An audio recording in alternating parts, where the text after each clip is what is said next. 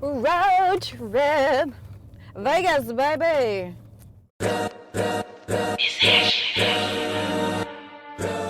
Hey, thanks for joining us for another episode of The Game Last Night. This is your girl, Olivia Christian, and I'm super psyched for this episode. I got to spend the day with Marc Spears, senior NBA writer for ESPN's The Undefeated. We traveled down to San Jose, where he went to high school and played ball and met up with some old friends. I'm going to shut up about it and just let you jump into the episode. Enjoy. What athlete at that time, what basketball player specifically, were you kind of either modeling your game after, or who did you have on your wall, poster-wise? Oh, man, it's funny now to, think back to my wall, because, I know these people now. Kind of awkward. Yeah, Thomas on my wall, who's a friend now, Charles Barkley, who I kind of patterned my game after Charles Barkley. Larry Bird was on my wall. I know Larry Bird and Dr. J and Michael Jordan and Kareem and Magic. I was a huge Magic Johnson fan. I still think Magic was the greatest player of all time. Now you're friends with all these folks. We've got a new generation of basketball players. Yeah. This might sound a little creepy, but who would you have on your wall now? Which players? Current players? Current players. Who deserves to be on the wall?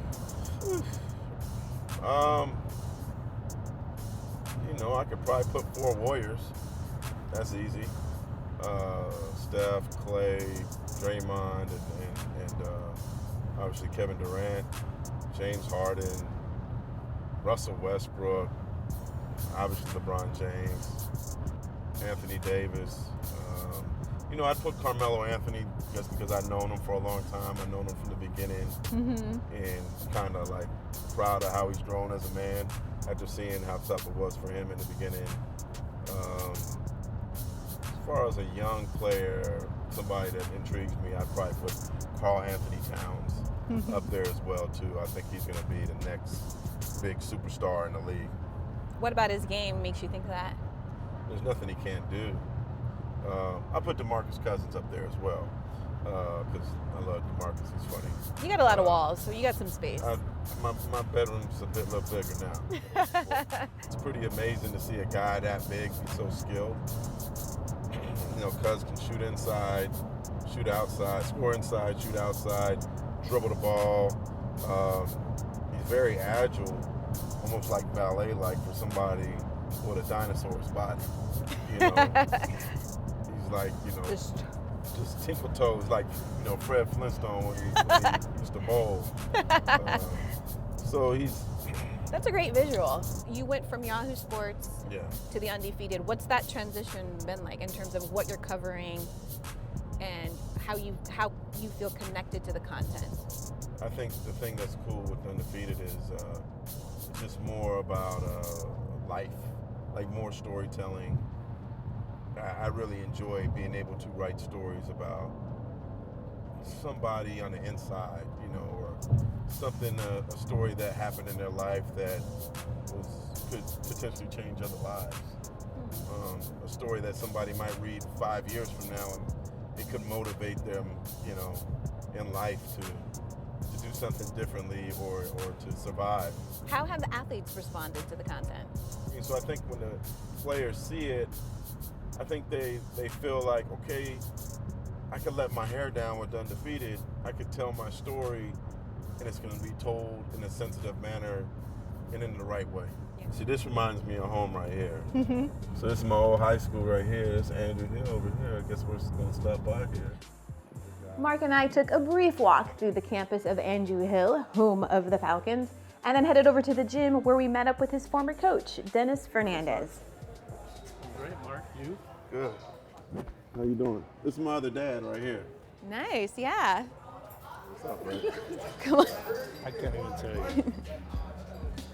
So it's your old stomping grounds. Oh, looks a lot better. How does got it? Some new bleachers in. Does it make you feel? Does it make you feel old walking on your old campus? See, I didn't say that. I'm just wondering how you feel. I'm not saying that you are old. No, it makes me feel at home.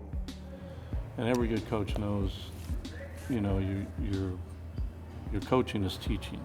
What kind of life lessons do you want your players to walk away with? Because obviously they're not all going to go to college, they're not all going to the NBA. What was the most important thing that you wanted them to walk away feeling?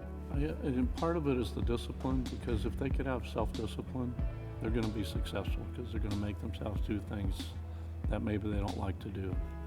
And that's what I do to them out here on the court. They didn't think they could do something, and I just keep pushing and pushing until they could. And they never quit on me. I mean, it made me feel so good. They just kept working at it until they could do it, accomplish the unthinkable for them. What aspects of the game did you see in Marc right away? And then what were the kind of things that you were trying to get him to improve on? He came along slowly. He was picking things up, but he was always improving. I can always see the improvement in him. You know, he'd stay after or work on this, or coach, I need help on that post move, don't really have it down yet. By his senior year, he was an exceptional athlete. I mean, he was averaging over 16 points a game. He had 4 or 5 games, high 20s, low 30s. So he was doing a great job, and he excelled. And, you know, because of that, received a lot of honors. You know, he made first team All-League. He was on the Santa Clara County All-Star team. He made the All-Central Coast section team. So yeah, he was very exceptional. So it was nice to have him with him and see him grow. And it was nice to have a person like this, you know, who's focused on what he wants to do. And he's always been like that. He talks about sitting in my classroom, and that's what he tells me. He says, I want to be a sports writer, coach. That's all I want to do. I want to be a sports writer. In high school, you knew it. Yeah. Marc, what has it been like keeping this relationship intact? He's a mentor of yours to this day. What does that add to you and your work now? I don't make any major decisions without talking to him. I mean, he's my second father. I have a great father, a wonderful father, but anything I do, Coach, hey, this is going on, what do you think? And he'll always keep it honest. One thing that I always remember that he says is like, every time you make a move, it's always a forward step. It's never been a side step or a back step career-wise. It's always a forward step. So I always know that, you know, with him, it's always going to be an honest answer. If he thinks it's bad, he's going to tell me it's bad. He's not going to tell me what I want to hear. And so, but he's always been a fan of mine. He's always supported me. But he's always supported all the players. It's just not me. He has a long history of guys who did as well as I did basketball here, better than me, played at bigger schools than me.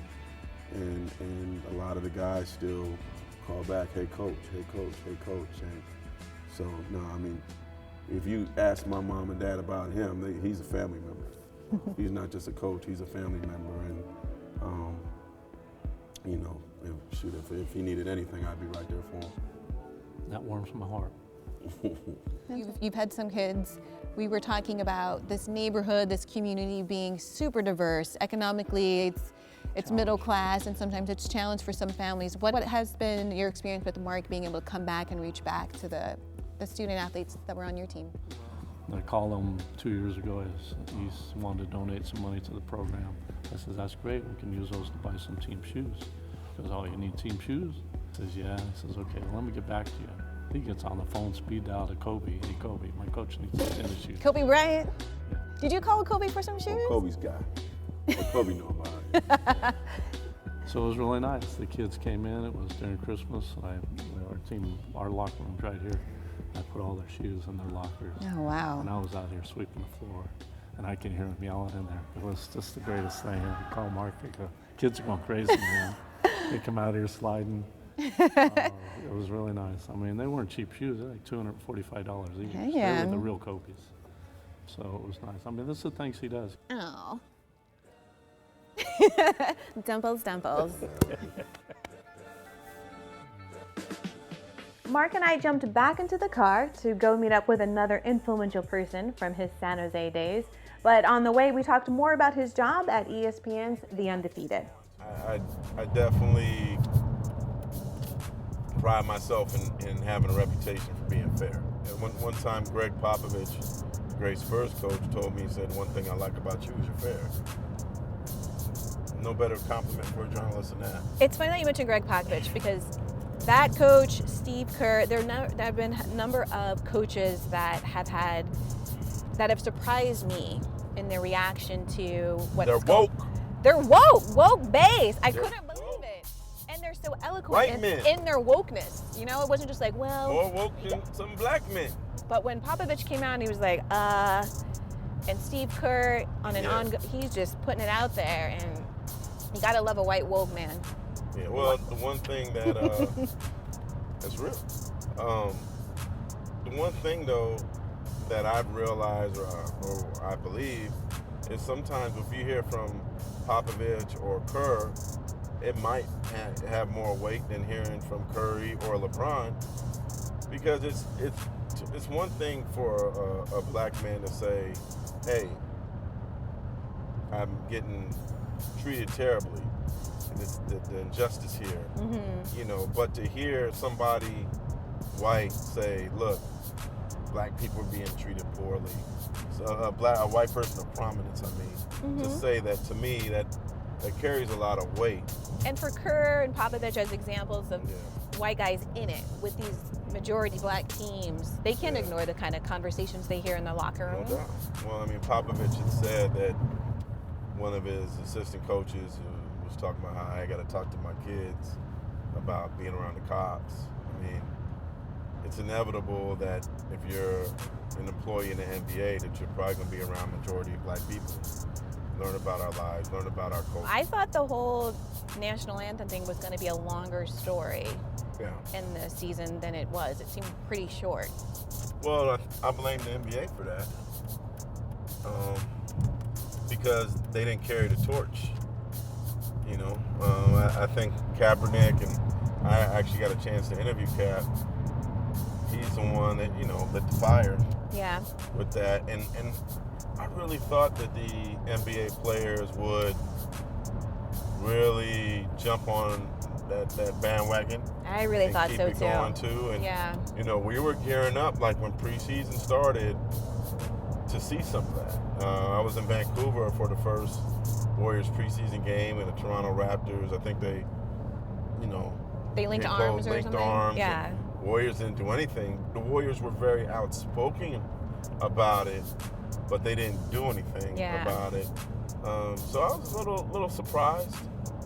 I was expecting something, and there wasn't. And I almost kind of think that once the NBA season started and this predominantly black league didn't give much of a response to it, I think it kind of just fizzled out. It just died. I really thought because them being a majority black league, that's when things were really going to start jumping off. And it didn't happen. It just didn't happen. We've arrived. We are finally here at the legendary, the historic Cherry Park. Marc introduced me to his longtime friend and running buddy, Lamel Harris, who's the Dean of Kinesiology and Athletics at San Jose City College. So when I was talking to Marc about coming out here, I said, I'm thinking about going back to Cherry Street Park, and he was like, we need to talk to Lamel. This is it. That's how. So let's go check it out. You know, home they craft here, they played at Cherry Park. This was not only the biggest park in San Jose, I would say in Northern California, for any real basketball players, they knew Cherry Park, they knew San Jose, and this was it. And you had it from the OGs, the young cats trying to sharpen their teeth, the college people, you know, San Jose State, a lot of players would come. So this is where it was going down at. The thing that I loved about it was you had the competition was fierce. It was basically San Jose's Rucker, and you come with your five. I got next. Who got next? And if you didn't win, you could be sitting a long time, or it could disrupt the Saturday, right? Because if me and my five came and say we lost, well, somebody might say, hey, we want to pick Marc up. So Marc's now on another team, so now our five is broke up, right? But Marc is on the court playing, and we're like, hey, Marc got picked up. So, that's a bad Saturday when you go down to the park and you can't get on and get no run in. But I like being out here because you learn toughness, made you have teamwork. Because it wasn't always the most, it was funny because you'd have a team that'd be loaded scoring-wise, and they lose. And then there'd be some old head who picked like 4 garbage dudes, but no, he picked one guy who could rebound real well, one guy who could shoot real well. Because he did his scouting report. He knew who was who. He had one guy that did everything well, Right. and he beat everybody. He Right, just right. like coached the team to win. Right. Where you'd have another team with a bunch of ballers, everybody's trying to get theirs off, and they lose. And you know, it's You learn a lot of lessons that way. And you had your culture. You know, you had those on the side who just talk mess. You had those who talk mess and didn't play. You know, then you had the OGs who might bring a grill out, and in between games they barbecuing, then they come and do their Somebody with thing. their box. Right, somebody with music. But the music was always hip hop, you know. That was back then. It was like Run DMC, you know, Rakim. Just a lot of memories here, just basketball memories. I mean, and I grew up not too far up the street, so I could jog here. You know, I would jog and had a ball out, working on my ball handling and come down. Just a lot of memories. And it's amazing now to come on a Saturday and see nobody out here. I was going to ask you, is it still happening? It's not. Kids don't They don't go outside anymore. No, it's like nobody out here. You had to sit on the side just to get on the court, and they weren't as nice as this. So now they're nice, and now nobody even comes out here anymore. You didn't want to fall on Cherry Streets. Yeah, the loose gravel in But certain you were going patches. to. It got heated out here. You were gonna hit the ground. Every once in a while, you get that one clown that be like, something didn't go his way. And you're like, man, I'm going to my car, man. And all of us, when that happened, we all just. Everybody scattered. But you know, Mosswood, I have to give Mosswood credit as the epitome of street ball basketball in the Bay. But I think we're a close second. Guys from Oakland would come down. I remember when legendary dunker Hook Mitchell, he came down, and I remember here he won a dunk contest. He jumped over this one, drove a Volkswagen Bug onto the court. He jumped over a Volkswagen Bug. That was his showstopper. That was his showstopper. Wait, wasn't he really short though? Yeah. He's like your height. He's about 5'6". Jumping over. And he did a 360 over a 10-speed bike. I remember like it was yesterday. What role did you play, Lamel? I was a guard, point guard, off guard. Let these cats do the work down low. Defend. Can you He would yell at me. Now? Oh no. He was yelling at you? Man, get your butt down there, man. You don't need to be bringing the ball up. Let me bring the ball up. You get down. You know, the there. big men always want to handle the ball. It's like, just go give us the ball and let us do our thing. Get down on the block and do Better it. pass me the ball then. Better pass me the ball then. You're all here. Okay, you still got it? I wish. Parents have kids playing sports from such young ages. From AAU or whether it be baseball or softball, they're traveling at the age of 11 and 12. So by the time they get 18 and 19, they really might be burned. Whereas us, we would come to Cherry Park. It wasn't AAU, we would come to Cherry Park. And so the burnout was less. So You did a little bit of AAU, yeah? I did like basically my junior and senior year. That was it. That was it. for Clarence Morgan, who I saw last But night. but you know, we didn't, at that time, we didn't have AAU basketball until like, it didn't come to San Jose until like our high school time. Indeed. And now I think they've probably got about, 5 teams from San Jose area. You know, now it's just different than before.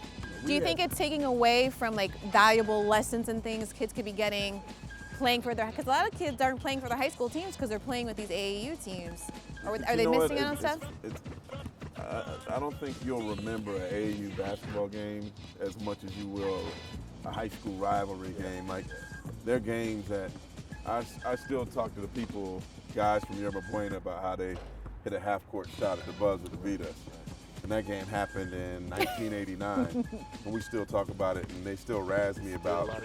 You know, I still think about the game. You know, you think about the games you lost more than the ones you won, but I can't really remember the AAU games I played.